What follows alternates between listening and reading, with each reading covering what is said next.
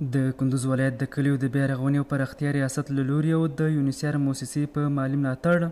د دغه ولایت د اقتاش ولسوالۍ په جنت باغ سیمه کې دوه بابا بېلابېل ټولنځایونه جوړ او ګټې اخیستنې ته وسپارل شول. د مسؤلینو په خبره په یادو ټولنځایونو شاوخوا 14 میلیونه افغانۍ لګښت راغلی چې د جوړېدو پر مهال یې لسګونو کسانو ته د کار زمینه هم برابره شوې وه. دا محلونه دې دپاره کار کوي چې کله په دې کلي کې یو شورا مشوره جوړیږي، یو داسې غم او ښادي جوړیږي، مثال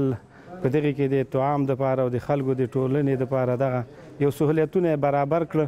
په ورته مهال د اقتاش ولسوالۍ اوسېدونکي د دغه ټولنځایونو په جوړېدو خوښي څرګندوي او وایي چې په دې ځایونو کې به په بېلابېلو ټولنیزو مسایلو